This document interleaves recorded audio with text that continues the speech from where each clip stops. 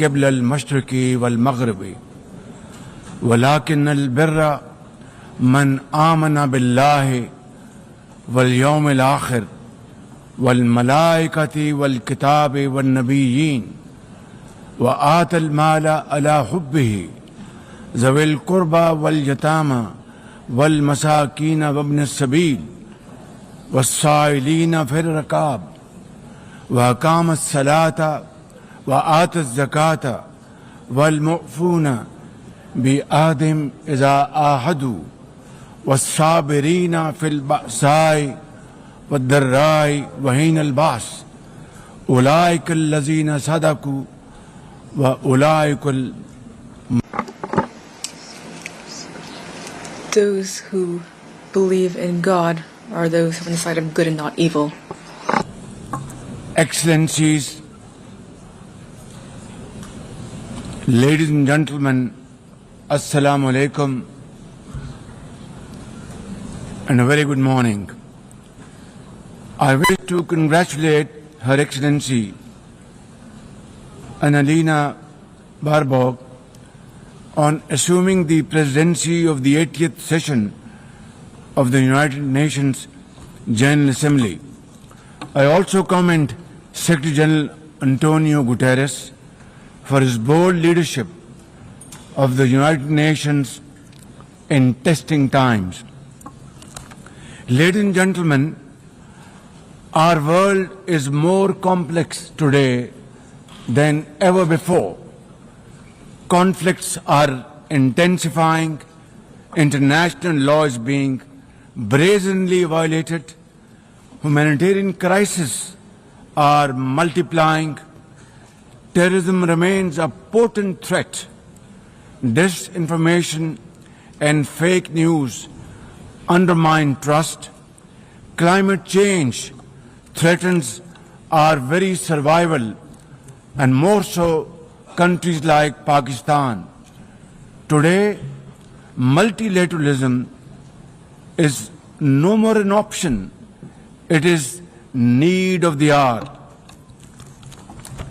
Excellencies, Pakistan's foreign policy, guided by the vision of Quaid-e-Azam Muhammad Ali Jinnah, is based on peace, mutual respect and cooperation.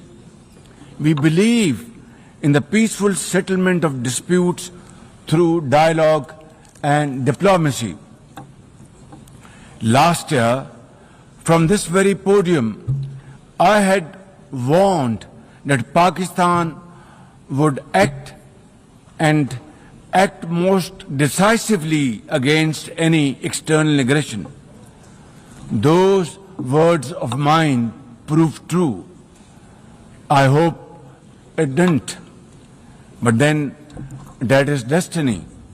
When in May this year, my country confronted unprovoked aggression from our eastern front, the enemy came shrouded in arrogance.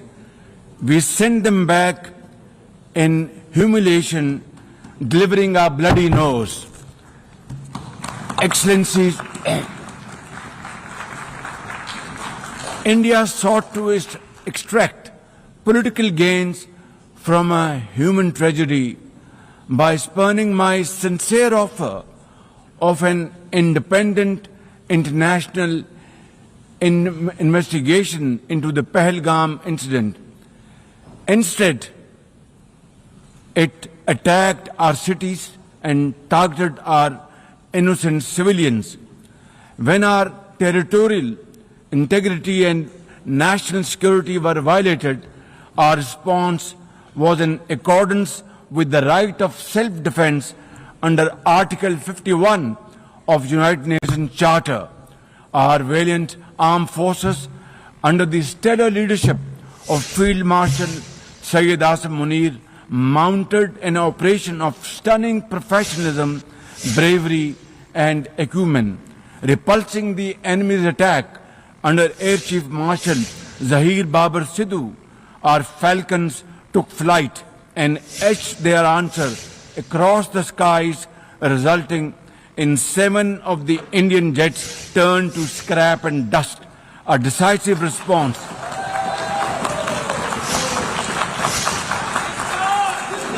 A, dec- a decisive response to the aggressor that will echo through the annals of history. To the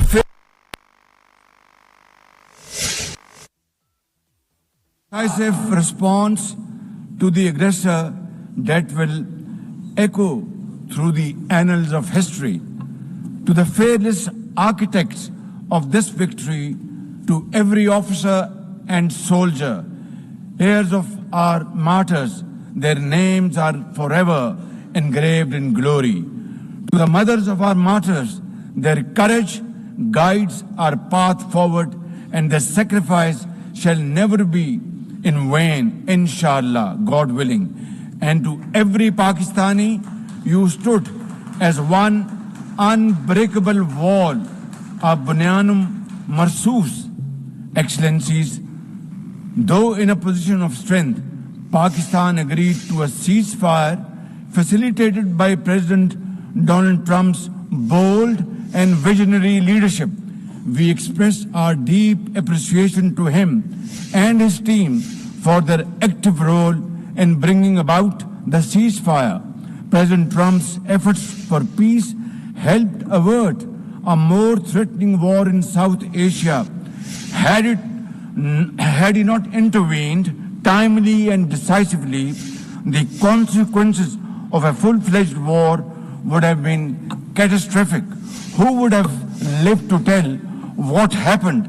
And therefore, in recognition of President Trump's wonderful and outstanding contribution to promote peace in our part of the world, Pakistan nominated him for Nobel Peace Prize. And I think this is the least we could do for his love for peace.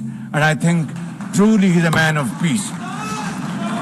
Ladies and gentlemen, we're also grateful to our friends and partners, including China, Turkey, Saudi Arabia, Qatar, Azerbaijan, Iran, UAE, and of course, UN Secretary General for extending their diplomatic support to Pakistan at this crucial time. Excellencies, we have won the war, and now we seek to win peace in our part of the world. And this is my most sincere and serious offer before this August Assembly of the World Nations.